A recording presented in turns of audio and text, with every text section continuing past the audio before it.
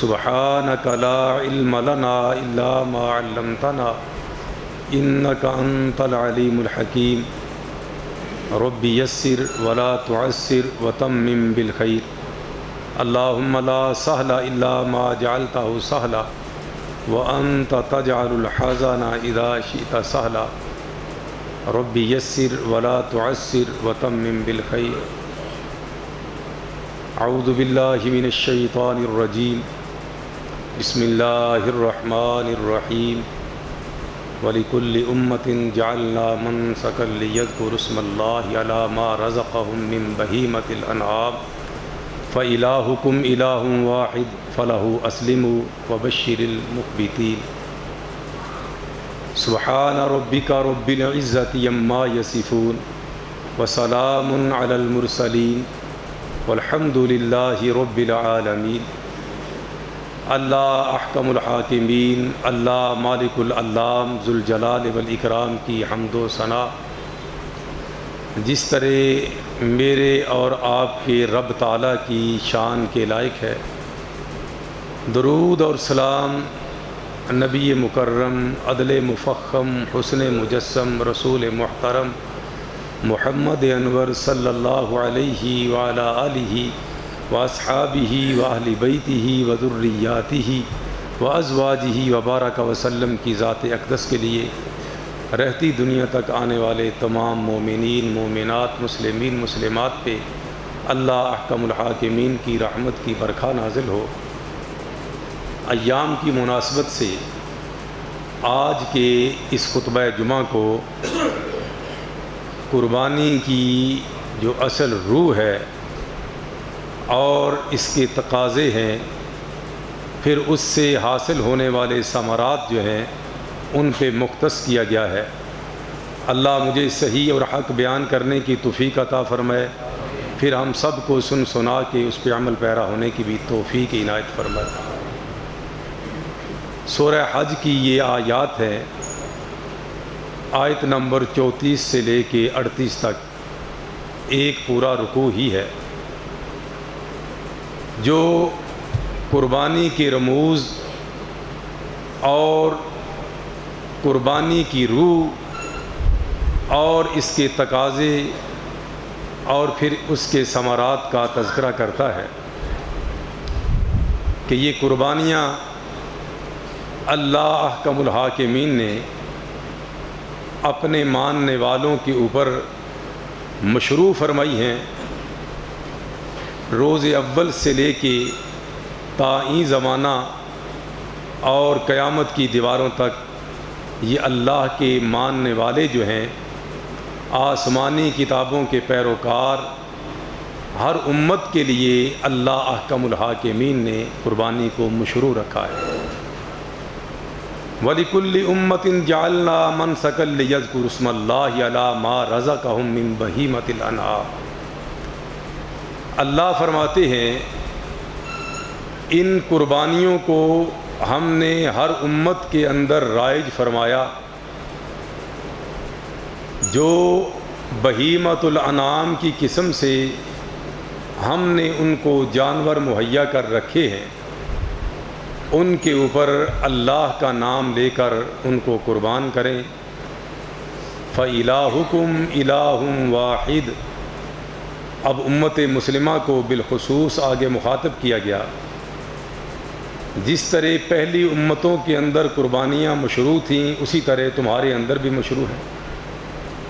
فَإِلَٰهُكُمْ إِلَٰهٌ وَاحِدٌ، لہٰذا یہ بات ذہن نشین کر لو، تم سب کا الہ اور مشکل کشا ایک اللہ ہی ہے۔ فَلَهُ أَسْلِمُوا، لہٰذا تم اس کے حضور اپنے آپ کو سپرد کر دو۔ وَبَشِّرِ الْمُخْبِتِينَ، اور اے میرے نبی صلی اللہ علیہ وسلم میرے حضور عاجزی کرنے والوں کو بشارت دے دیجیے۔ یہ وہ آیہ مبارکہ ہے جو قربانیوں کی مشروعیت پہلی امتوں کے اوپر بھی اور امت محمدیہ علیہ التحیۃ والتسلیۃ والتسلیم کے اوپر بھی قربانی کو مشروع قرار دیتی ہے۔ لہٰذا جس طرح ہر عبادت کے دو انداز ہوتے ہیں، دو پورشن ہوتے ہیں، اسی طرح اس قربانی کے بھی دو پورشن ہیں۔ ایک ظاہری شکل و صورت ہے اور ایک اس کی اندر کی روح ہے، جس کو اصل مقصد اللہ نے تمام عبادات کا اور قربانی کا قرار دیا ہے۔ ایک ظاہری نماز ہم پڑھتے ہیں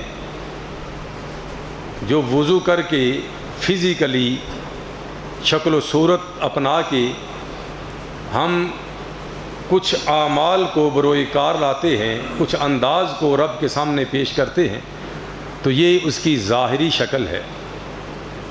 اور ایک اس نماز اور عبادت کی باطنی شکل ہے جو اس کی روح ہے۔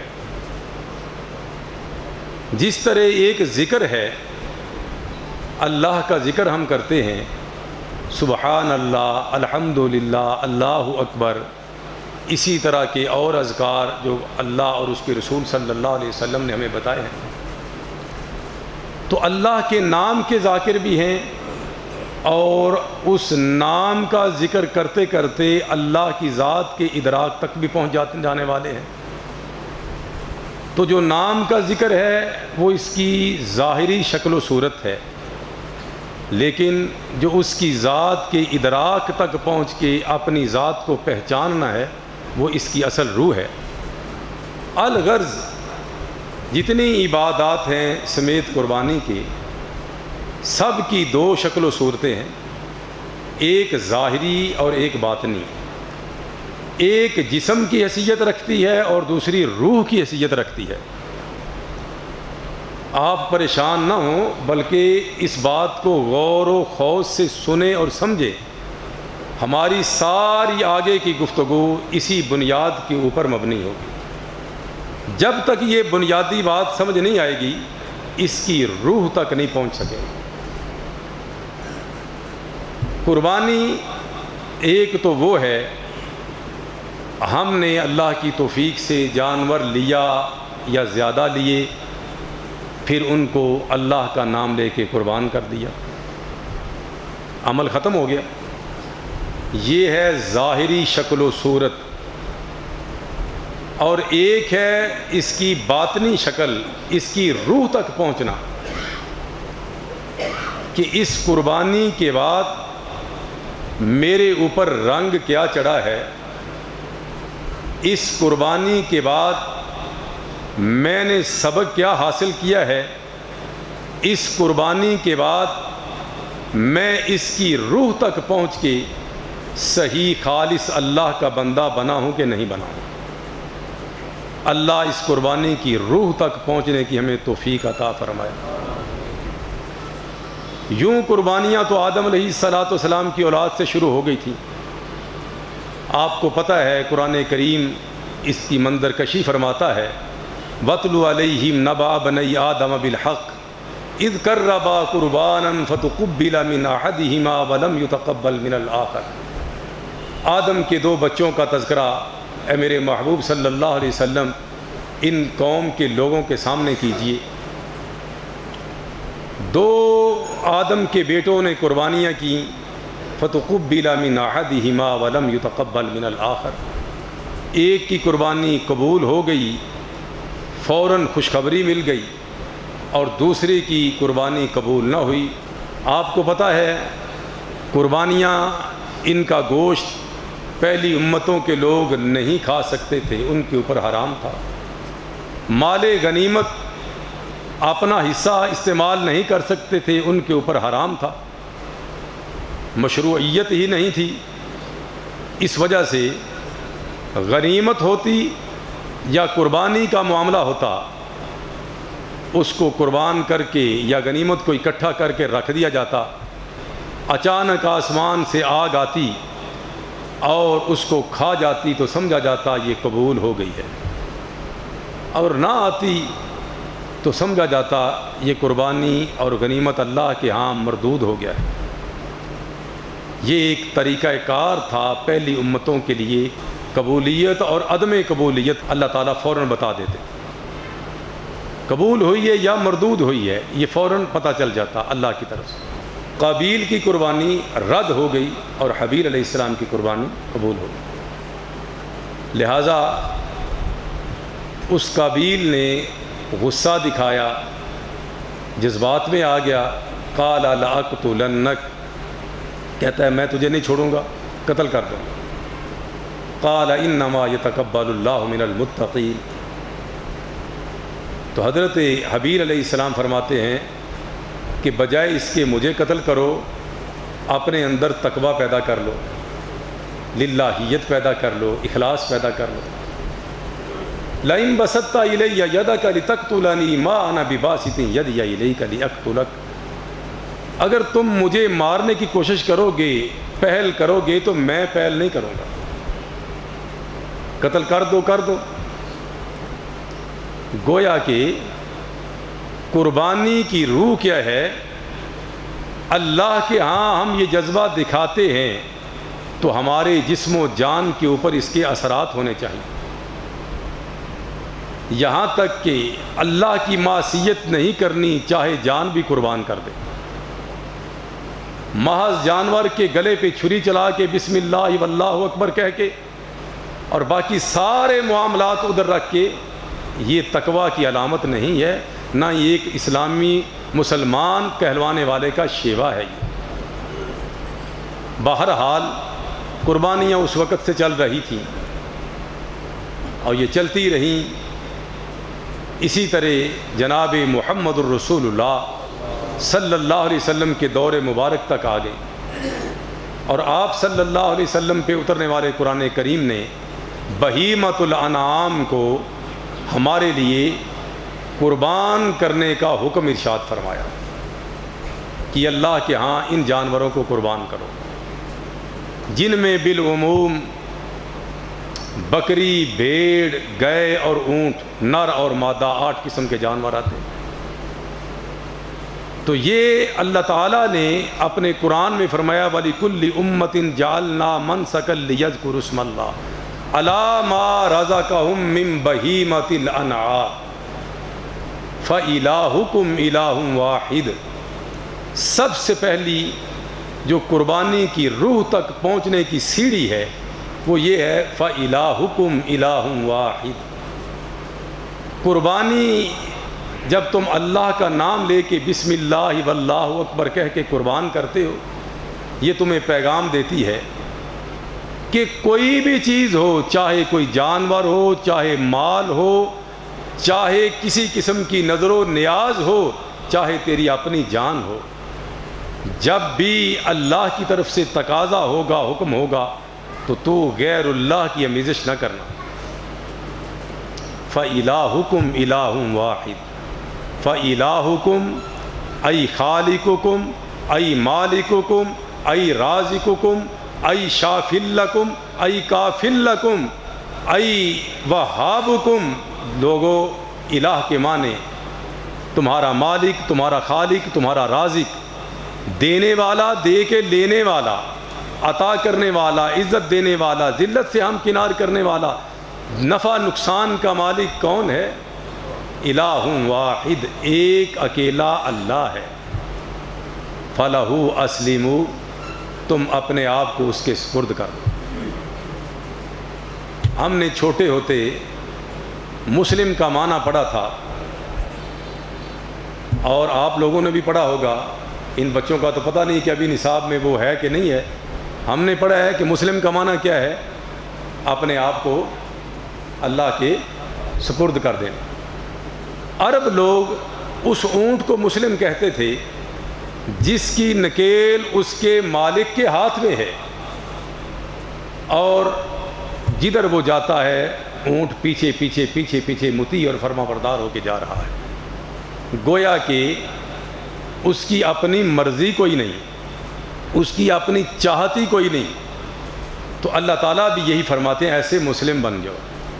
فَإِلَٰهُكُمْ إِلَٰهٌ وَاحِدٌ، تمہارا مشکل کشا اکیلا اللہ ہے، لہٰذا کوئی بھی عبادت کرو تو اس کے اندر غیر اللہ کی آمیزش نہ کرو، غیر اللہ کو شراکت داری نہ کرو۔ بالخصوص یہ قربانی، کوئی بھی جانور جب تم اللہ کے نام کا ذبح کر رہے ہو تو اس کے بعد کسی اور کو اس کے اندر شامل نہ کرو، ورنہ کیا ہوگا؟ تمہارے سارے کے سارے اعمال ضائع ہو جائیں گے، تباہ ہو جائیں گے، برباد ہو جائیں گے۔ لا نقیم لہم یوم القیامت وزنا، روز قیامت پہاڑوں جتنے اعمال لے کے بندہ پیش ہوگا اللہ کے دربار میں، لیکن ترازو خالی، کچھ بھی نہیں۔ اللہ فرماتے ہیں لا نقیم لہم یوم القیامت وزنا، تیرے کسی بھی عمل کا کوئی معمولی ذرہ بھر بھی کوئی وزن ہی نہیں ہوگا۔ نیکیاں شرک چٹ کر جاتا ہے، تباہ کر جاتا ہے، برباد کر جاتا ہے۔ دیکھیں، غور کریں، ہم نے شرک کی کیا ڈیفینیشن کی ہوئی ہے، لیکن اللہ کا قرآن اس کی کیا ڈیفینیشن کرتا ہے کہ کوئی کام جو اللہ کے لیے ہو وہ عبادت ہوتا ہے، اور اس کی بندگی اور عبادت میں کسی بھی ہستی کو شریک نہیں کیا جا سکتا، چاہے وہ جناب محمد الرسول اللہ صلی اللہ علیہ وسلم کی ذات مبارکہ ہی کیوں نہ ہو، کیونکہ آپ جیسی ہستی کائنات میں چشم فلک نے نہ دیکھی ہے نہ دیکھے گی۔ آپ سے بڑھ کے اللہ کی مخلوق میں کوئی صاحب عزت نہیں ہے، لیکن آپ صلی اللہ تعالی علیہ وسلم بھی اپنی امت کو کیا سمجھا رہے ہیں؟ ایک صحابی کہتا ہے ما شاء اللہ و ما شئت یا رسول اللہ، اللہ کے رسول جیسے اللہ کی مرضی، جیسے اللہ کے رسول کی مرضی، جیسے اللہ اور اس کا حبیب چاہے، جیسے اللہ اور اس کے حبیب کی مرضی۔ تو جناب محمد الرسول اللہ صلی اللہ علیہ وسلم فرماتے ہیں اجعلتنی ندا للہ، کیا ظلم کما لیا میرے ساتھی، میری ساری تربیت کا تم نے اس کو ختم کر دیا، بہا دیا پانی کے اندر، شرک کے دریا کے اندر بہا دیا۔ اجعلتنی ندا للہ، تم نے مجھے اللہ کے برابر کر کے اس کا شریک بنا دیا۔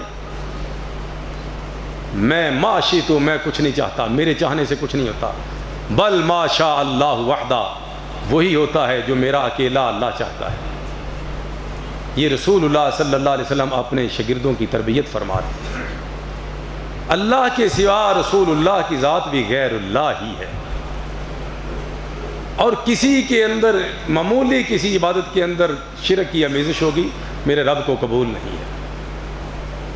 کوئی چیز بھی بے شک میں اللہ کا نام لے کے اس کو کھاؤں، لیکن وہ غیر اللہ کے نام کی مشہور ہو چکی ہو، وما اہل بہ لغیر اللہ، تو وہ کیا ہوگا؟ وہ کسی اور کے نام کی مشہور ہوگی۔ تو انما حرم علیکم المیتۃ والدم ولحم الخنزیر وما اہل بہ لغیر اللہ، جس طرح مردار حرام ہوگا، خون حرام ہوگا، خنزیر کا گوشت حرام ہوگا، اسی طرح غیر اللہ کی نام کی مشہور کر کے چیز دی ہوئی بھی حرام ہوگی، چاہے بسم اللہ پڑھ کے کھائیں یا بسم اللہ واللہ اکبر پڑھ کے ذبح کریں، کیونکہ غیر اللہ کی اس کے اندر شراکت داری آ گئی۔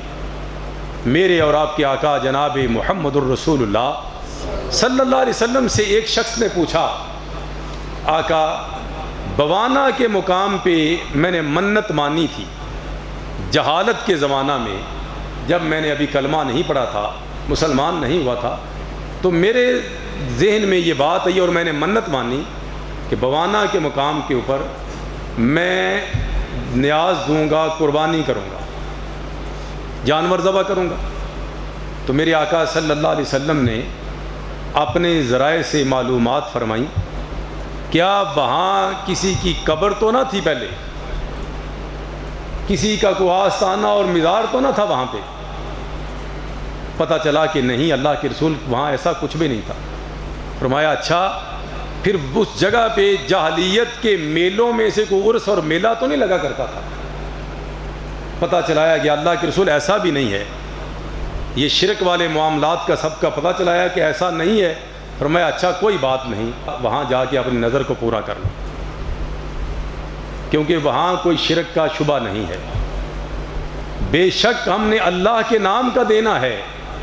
ہم چھترے بکرے جانور پال پوس کے لے کے جائیں کسی آستانے پہ، کسی دربار پہ، کسی قبر پہ، کسی حجر اور کسی شجر کی نظر جا کے کریں اور کہیں کہ ہم نے بسم اللہ واللہ اکبر پڑھ کے ذبح کیا ہے، تو ایسا قطعاً جائز نہیں ہوگا، ناجائز ہے، ناجائز ہے، بلکہ حرام ہے، قطعاً حرام۔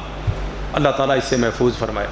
فَإِلَٰهُكُمْ إِلَٰهٌ وَاحِدٌ فَلَهُ أَسْلِمُوا، تم اللہ کے بندے ہو، قربانی کرنے والے، اللہ کے نام کا جب دینے والے ہو تو فَلَهُ أَسْلِمُوا، تقاضے اس کے وہی اس طرح پورے کرو جس طرح ایک غلام پورے کیا کرتا ہے۔ اپنے آپ کو تم نے اللہ کے سپرد کر دیا ہے۔ اب یہ قربانیاں اور یہ نظر و نیاز اللہ کے نام کی جو دے رہے ہو، وہ اسی کے حکم اور اسی کے بتائے ہوئے طریقہ اور اس کے محبوب صلی اللہ علیہ وسلم کی سنت کے مطابق کرو گے، پھر جا کے تم اللہ کے خالص بندے بنو گے، خالص غلام بنو گے۔ وَبَشِّرِ الْمُخْبِتِينَ، جب تم اللہ کے بندے، اللہ کے خالص غلام بن گئے تو تمہاری عاجزی کو اللہ نے قبول کر لیا ہے، اور میرے محبوب صلی اللہ علیہ وسلم ایسے میرے حضور عاجزی کرنے والوں کو، جو میں نے حکم دیا اس کے مطابق عمل کرنے والوں کو خوشخبری دے دیجیے۔ یہ عاجزی، یہ غلامی، یہ اللہ کی بندگی خالص، یہ کیا ہے؟ قربانی کی اصل روح ہے۔ اگر یہ نہیں ہے تو قربانی کی ظاہری شکل و صورت ہمارے کام قطعاً نہیں آئے۔ اور آگے جو مخبتین ہیں، مخبتین خبت سے ہے، اور خبت کیا ہے؟ خبتن کسے کہتے ہیں؟ نیچی جگہ کو۔ عرب کے اندر، عربی لغت کے اندر خبتن کسے کہتے ہیں؟ نیچی جگہ۔ اور مخبت کسے کہتے ہیں؟ نیچا ہو کے کسی کے سامنے نیچا ہو کر رہنے والا۔ تو اللہ احکم الحاکمین، اللہ جل جلالہ، اللہ سبحانہ و تعالی اپنے ان بندوں کو پسند فرماتے ہیں جو مخبتین ہیں، اللہ کے حضور سر تسلیم خم کر کے رہنے والے، جو حکم دیتا ہے اور جس انداز سے وہ حکم چاہتا ہے منوانا اسی انداز سے کر گزرنے والے۔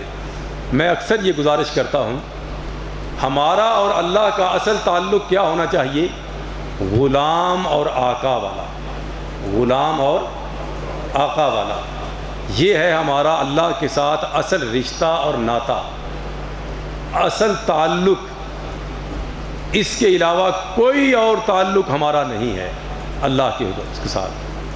ایک غلام اور ایک آقا، ان کا تعلق کب تک رہتا ہے؟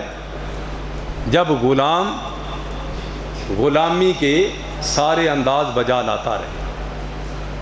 جب غلام غلامی نہ رہے، جب غلام بندگی کی حد ہی پار کرنے لگ جائے، تو پھر اس کا تعلق اپنے آقا سے رہے گا؟ ایمانداری سے بتائیں، وہ بندہ ہوگا، غلام ہوگا یا باغی ہوگا؟ بتائیں، باغی ہوگا نا۔ تو اس لیے یہ مخبت تمام عبادات میں اور بالخصوص قربانی میں ہم نے کیا کرنا ہے؟ جس طرح رب چاہتا ہے، جس انداز سے چاہتا ہے، جس طرح اس کے محبوب صلی اللہ علیہ وسلم کی طرف سے ہمیں بتایا گیا ہے، وہی کام کریں گے تو مخبتین ہو جائے گے۔ دوسرا، یہاں ایک اور بڑی پتے کی بات وہ آپ کے ساتھ کیوں شیئر کرنا چاہتا ہوں کہ وہ ہمارے سب کے فائدے کے لیے ہے، کیونکہ یہ بھی اس کی روح ہے۔ اگر اس روح تک نہیں پہنچیں گے تو قربانی کہیں ہماری باطل اور رائگاں نہ چلی جائے۔ غور فرمائیے، جتنی عبادات ہیں، یا ایھا الناس اعبدوا ربکم الذی خلقکم والذین من قبلکم لعلکم تتقون، جتنی عبادات ہیں وہ کس لیے ہیں؟ کہ تاکہ تمہارے اندر تقوی پیدا ہو جائے، تم حلال حرام کی پہچان کرنا شروع کر دو، قدم پھونک پھونک کے رکھنا شروع کر دو۔ یہ ایمانداروں کو اللہ تعالیٰ فرماتا ہے۔ یا ایھا الذین آمنوا کتب علیکم الصیام کما کتب علی الذین من قبلکم لعلکم تتقون۔ اے ایماندارو، روزہ بھی اس لیے ہے، ایک مہینہ صبر اس کے تقاضے تم سے کیوں پورے کروائے کہ تمہیں تمہارے ایمان کے اندر میں ترقی دینا چاہتا ہوں۔ ذرا پیچھے سے شروع کروں، آسان ہو جائے گا۔ اسلام کے قرآن کی اصطلاح کے مطابق 4 سٹیپ ہیں۔ کتنے؟ 4 مدارج ہیں۔ ان چاروں کو ایک مسلمان نے طے کرنا ہوتا ہے۔ سب سے پہلا سٹیپ جو ہے، سب سے پہلی سیڑھی جو اسلام کے دروازے کے اندر ہمیں لے کر جاتی ہے، وہ کیا ہے؟ لا الہ الا اللہ محمد الرسول اللہ صلی اللہ علیہ وسلم۔ اسے کہتے ہیں اسلام۔ بندہ ظاہری مسلمان ہو گیا، قانونی مسلم، آئیڈینٹی کارڈ کے اوپر CNIC کے اوپر اس کھانے کے اندر جو فارم فل کریں گے اس کے اندر مسلم لکھا جائے گا۔ لا الہ الا اللہ محمد الرسول اللہ پڑھنے والا کلمہ گو مسلم۔ آگے وہ نماز پڑھتا ہے، روزہ رکھتا ہے، زکوٰۃ دیتا ہے، نہیں کرتا یہ کام، کوئی آگے والی بات نہیں، صرف لا الہ الا اللہ محمد الرسول اللہ پڑھنے والے کو کیا کہیں گے؟ قانونی مسلم۔ آگے حقیقی مسلم بننے کے لیے جو اس نے لا الہ الا اللہ محمد رسول اللہ کا دعویٰ کر رکھا ہے زبان سے، اس کے مطابق دل کے اندر علم الیقین پیدا ہونا۔ دل کے اندر بھی وہی بات جو ہے، وہی بات ہے جو زبان کے اندر ہے۔ لا الہ الا اللہ محمد رسول اللہ دل سے پڑھ رہا ہے تو یہ مومن بھی ہے۔ اور دل سے پڑھنے کا مطلب کیا ہے؟ اس کے مطابق جو ہے یقین اس کو ہے کہ یہ کلمہ طیبہ ہی اصل میری نجات ہے، اور اس کے مطابق عمل بھی کرتا ہے۔ یہ ہے اندر کا ایمان۔ اچھا، لا الہ الا اللہ محمد رسول اللہ پڑھنے کے بعد جب بندہ اسلام پہ عمل کرنا شروع کرتا ہے، دل کے اندر یقین پیدا کرتا ہے، تو ایمان نصیب ہو جاتا ہے۔ کیا نصیب ہو جاتا ہے؟ ایمان۔ اب ایمان کے بعد اللہ تعالیٰ اس کو مزید ترقی دیتا ہے اور اس کے لیے راستے ہموار کرتا ہے۔ وہ اللہ کی مزید عبادات ہیں، بالخصوص روزہ ہے، لعلکم تتقون۔ تمہیں ساری عبادات اور غلامی کے انداز کیوں دیے اللہ نے؟ تاکہ تمہیں ایمان کے اندر تمہاری ترقی اللہ دے، تمہیں تقوی نصیب فرمائے۔ لیکن قربانی کیا ہے؟ اس کا انداز تھوڑا مختلف ہے۔ ہر عبادت تقوی پیدا کرنے کے لیے ہے اور قربانی تقوی کے امتحان کے لیے ہے۔ میری بات سمجھ رہے ہیں؟ ہر میری اور آپ کی عبادت جو ہے وہ تقوی کو پروان چڑھاتی ہے، تقوی کی نشو و نما کرتی ہے، تقوی کو زیادہ کرتی ہے، ابھارتی ہے۔ لیکن یہ جو قربانی جیسی عبادت ہے، یہ تمہارے تقوی کو جانچ پڑتال کرتی ہے، اس کی، تمہارے تقوی کی، یہ میرے تقوی کا امتحان لیتی ہے کہ تقوی ہے بھی کہ نہیں ہے۔ کیوں؟ اس کے بعد اللہ تعالیٰ ہمارے ایمان کو مزید ترقی دینا چاہتے ہیں۔ تقوی سے اوپر بھی ایک سٹیپ ہے اور آخری سٹیپ ہے، وہ ہے احسان کا۔ یہ تمہیں تب ملے گا، اللہ فرماتے ہیں، جب تقوی تمہارا میرے سامنے ظاہر ہو جائے گا کہ واقعی تقوی تھا۔ یہ قربانی بہت بڑی عبادت ہے، یاد رکھیں، اتنی بڑی عبادت کہ جو تم نے عبادات کر کے ساری اللہ کی غلامی اور بندگی کر کے تقوی اکٹھا کیا تھا، یہ اس تقوی کا امتحان ہے تیرا۔ وہ ہے بھی کہ نہیں، یا ہے بھی تو کتنا ہے؟ پھر اس کی جانچ پڑتال کرنے کے بعد اگر اس کو اللہ کے معیار کے مطابق پورا ہوا تو پھر تیری قربانی قبول کر کے اللہ تمہیں محسنین میں جگہ عطا فرما دے۔ یہ آگے انہی آیات کے اندر اللہ تعالیٰ نے ایک تقسیم رکھی ہے۔ میں نے محض جذبات کے رنگ میں یا خطیبانہ رنگ میں نہیں کہا۔ الذین اذا ذکر اللہ وجلت قلوبہم والصابرین علی ما اصابہم والمقیم الصلاۃ۔ اللہ تعالیٰ فرما رہے ہیں، اے میرے محبوب صلی اللہ علیہ وسلم، وبشر المخبتین، یہ مخبتین جو میرے سامنے غلامانہ عاجزی کرتے ہوئے جھک کر رہنے والے، میری ہر بات اور ہر انداز کو جو میں ان کے اوپر جو رائج کرتا ہوں اس کو غلامانہ طریقے سے بلا چون چرا مان رہے ہیں۔ اور ان کے اندر یہ قربانیوں کے بعد کچھ پیدا ہونے والا ہے، اور وہ صفات ہیں، چند صفات حمیدہ ہیں۔ اگر وہ پیدا ہو گئیں تو انہوں نے قربانی کی روح کو پا لیا۔ الذین اذا ذکر اللہ وجلت قلوبہم، قربانیاں دینے والے لوگ اللہ کے حضور جھک کر رہنے والے بن جاتے ہیں، اور جب وہ اللہ کے حضور نیچے ہو کے غلامانہ زندگی بسر کرتے ہیں تو پھر ان کا انداز کیا ہوتا ہے؟ جس طرح میں کئی مرتبہ عرض کر چکا ہوں، آقا اور غلام کا تعلق اگر یہی ہے کہ بندہ اس کے سامنے عاجز ہو کے غلام بن کے رہے، تو پھر غلام کی کیا طاقت ہے اوپر نظر کر کے دیکھے اپنے آقا کی طرف؟ کیا جوڑ ہے اس کا؟ کہاں ایکویلنسی بنتی ہے؟ کہاں یہ برابری نعوذ باللہ من ذالک بنتی ہے؟ وہ تو تباہی آ جائے گی۔ بہرحال تو یہ مخبتین کیسے لوگ ہیں؟ الذین اذا ذکر اللہ وجلت قلوبہم، جب اللہ کا ذکر کیا جاتا ہے، اللہ کا کوئی آرڈر اور حکم آ جاتا ہے، وجلت قلوبہم، ان کے دل ڈر جاتے ہیں، یہ ہیبت زدہ ہو جاتے ہیں۔ اللہ کا حکم آ گیا ہے، فوراً لگ جاتے ہیں اس کو پورا کرنے میں، اور صحیح انداز سے اس کے تقاضوں کو پورا کرنے میں۔ الذین اذا ذکر اللہ وجلت قلوبہم والصابرین علی ما اصابہم، قربانیاں دینے کے بغیر بندہ اللہ کا صحیح معنوں میں بندہ نہیں بن سکتا ہے۔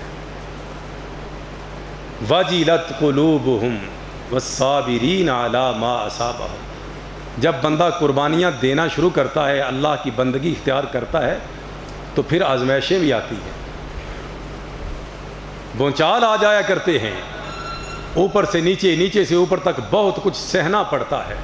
والصابرین علی ما اصابہم، اس کی وضاحت کی ضرورت نہیں ہے، ہم سب سمجھتے ہیں۔ پھر یہ بھی قربانی ہے، حالات جیسے بھی ہوں، پھر اللہ کے ان جو ہے فرائض کے اوپر اور اللہ کے احکام کے اوپر چلتے ہوئے صبر سے کام لینا پڑتا ہے۔ والمقیم الصلاۃ، نماز کی پابندی کرنے والے ہوتے ہیں، نماز کو قائم کرنے والے ہوتے ہیں۔ یہاں میں ایک چھوٹا سا سوال کرنا چاہتا ہوں، اگر آپ ناراض نہ ہوں، انشاءاللہ فائدہ ہوگا سوال کرنے میں، انشاءاللہ ہمیں مسئلہ سمجھ آئے گا۔ کر لوں؟ اچھا جی، گزارش یہ ہے کہ یہ جو قربانی ہے اس کی شرعی حیثیت کیا ہے؟ دو موقف ہیں، ایک تو یہ ہے کہ یہ واجب ہے، اور دوسرا کیا ہے؟ یہ سنت مؤکدہ ہے۔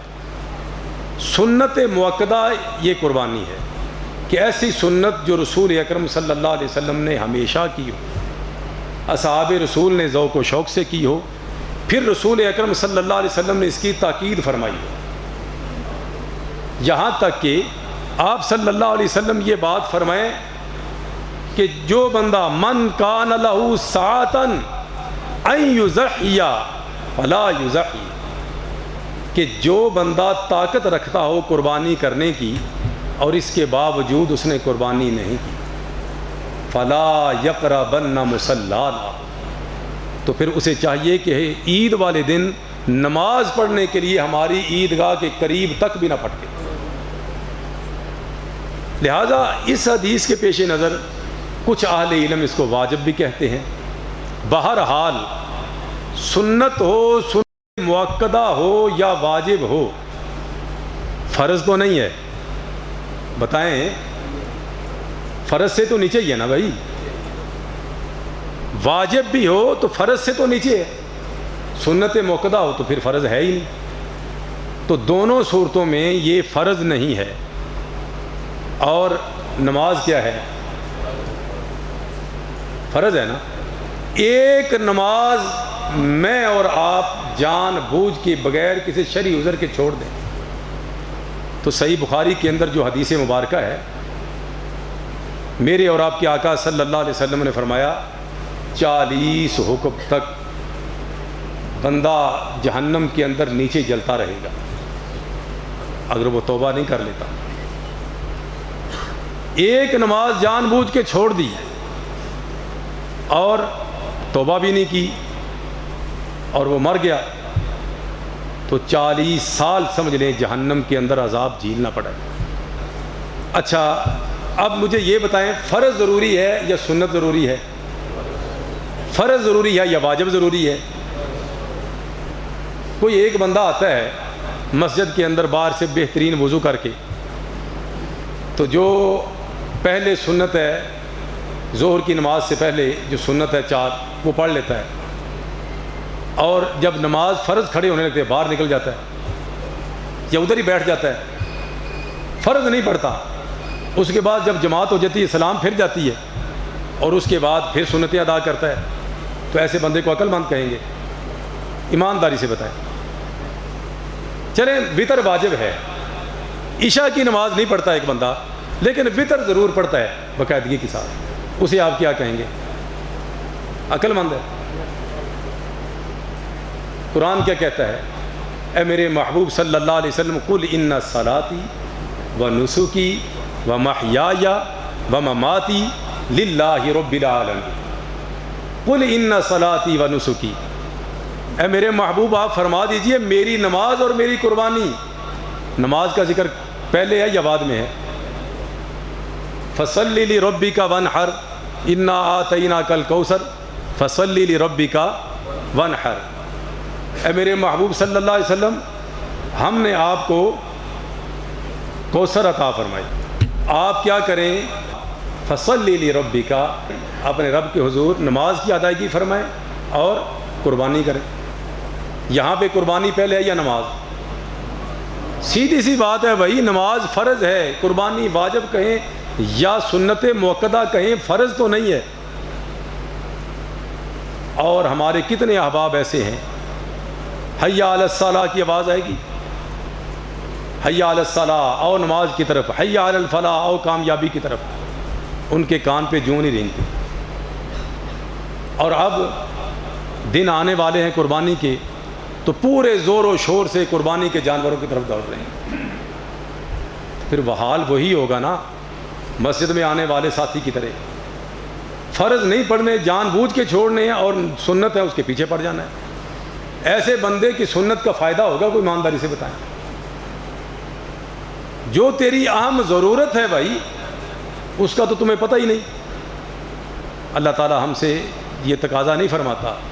یہ مخبتین نہیں ہے، یاد رکھیں، یہ وہ لوگ اللہ کے حضور جھکنے والے نہیں ہیں.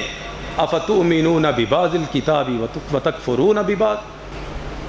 یہودی ایسے کرتے تھے، جس کو جی چاہا، جو اچھا لگا، جو عمل جس میں اپنا بھی فائدہ ہوا یا دل کو بھلا لگا وہ کر لیا، جس حکم کو جی نہیں چاہا وہ چھوڑ دیا.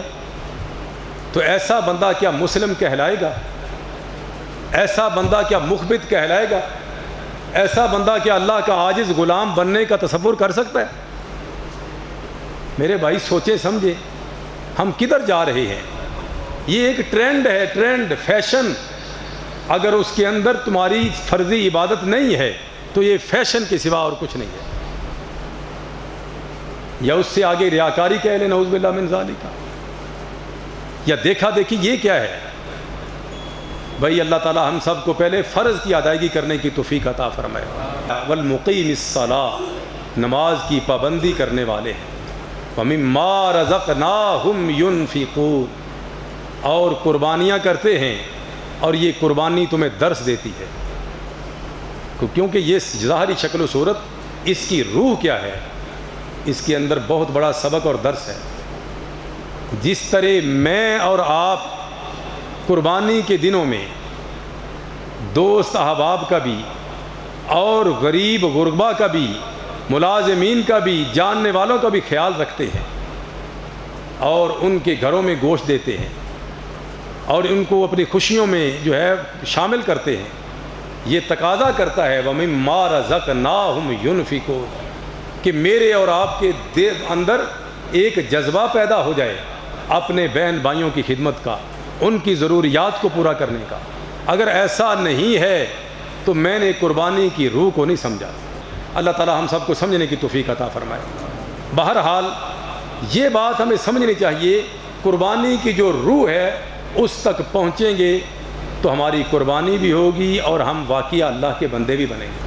الذین اذا ذکر اللہ وجلت قلوبهم والصابرین علی ما اصابهم والمقیم الصلاۃ ومما رزقناہم ینفقون والبدن جعلناها لکم من شعائر اللہ لکم فیہا خیر والبدن جعلناها لکم، یہ اللہ نے قربانی کے جانور بنائے ہیں، یہ تمہارے لیے کیوں بنائے ہیں؟ قربانی ان کی کرو اللہ کی شعار، کہ یہ کام کرنے سے تمہارے اندر اللہ کی وحدانیت کا احساس پیدا ہو جائے اور اللہ کی غلامی کا احساس دو چند ہو جائے اور اس کے احکام ماننے تم پہلے سے بھی زیادہ کر دو اور لوگ بھی تمہیں دیکھ کے کہیں کہ واقعی یہ اللہ کا بندہ ہے۔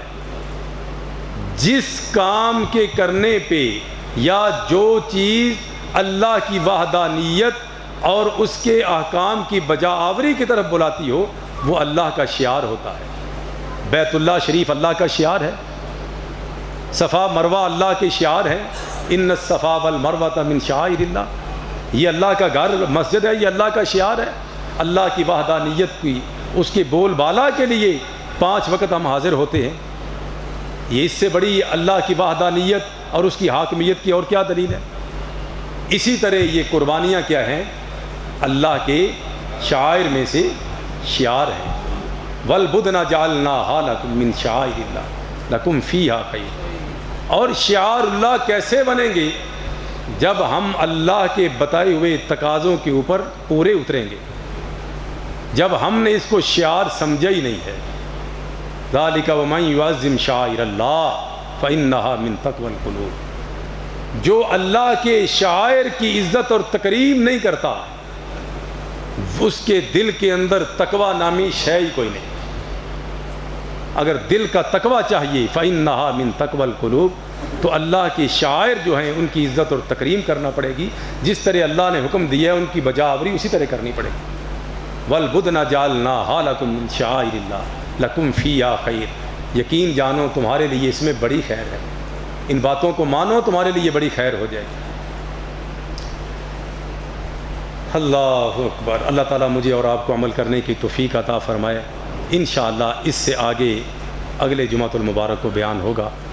اللہ تعالیٰ سے دعا ہے کہ جو کچھ میں نے سنایا ہے اللہ مجھے بھی عمل کرنے کی توفیق عطا فرمائے، اور جو دوست احباب نے سنا ہے اللہ تعالیٰ ہم سب کو اس پہ عمل کرنے کی توفیق عطا فرمائے۔ الحمدللہ نحمدہ ونستعینہ ونستغفرہ ونعوذ باللہ من شرور انفسنا ومن سیئات اعمالنا، من یہدہ اللہ فلا مضل لہ ومن یضللہ فلا ہادی لہ، اشہد ان لا الہ الا اللہ وحدہ لا شریک لہ واشہد ان محمدا عبدہ ورسولہ۔ اللہم صلی علی محمد وعلی آل محمد کما صلیت علی ابراہیم وعلی آل ابراہیم انک حمید مجید۔ اللہم بارک علی محمد وعلی آل محمد کما بارکت علی ابراہیم وعلی آل ابراہیم انک حمید مجید۔ میرے اور آپ کے آقا جناب محمد الرسول اللہ صلی اللہ علیہ وسلم کا ایک فرمان ہے جو قربانی کرنے والوں کے لیے بہت ضروری ہے۔ میرے اور آپ کے آقا صلی اللہ علیہ وسلم کے اس فرمان کو میری اور آپ کی اماں جان سیدہ ام سلمہ رضی اللہ تعالی عنہ وہ روایت فرماتی ہیں کہ میرے آقا صلی اللہ علیہ وسلم نے فرمایا، من رعا ہلال ذی الحجہ فاراد ان یضحی، جو بندہ قربانی کرنے کا ارادہ رکھتا ہو اور اسے چاہیے کہ جو ہے ذو الحج کا چاند دیکھنے کے بعد نہ اپنے ناخنوں کو ترشوائے اور نہ ہی اپنی حجامت جو ہے اپنے بال بنوائے، اس سے پہلے کر لے یعنی تو وہ بہتر ہے، اور یہ عید کی نماز کے بعد قربانی کے بعد یہ ظاہر کرتا ہے۔ تو یہ نبی صلی اللہ علیہ وسلم کا فرمان ہے۔ کچھ اہل علم اس کو وجوب کہتے ہیں، کچھ مستحب کہتے ہیں، بہرحال جو حدیث تھی میں نے آپ کو سنا دی۔ اللہ مجھے اور آپ کو عمل کرنے کی توفیق عطا فرمائے۔ وشر الامور محدثاتها وكل محدثة بدعة وكل بدعة ضلالة وكل ضلالة في النار۔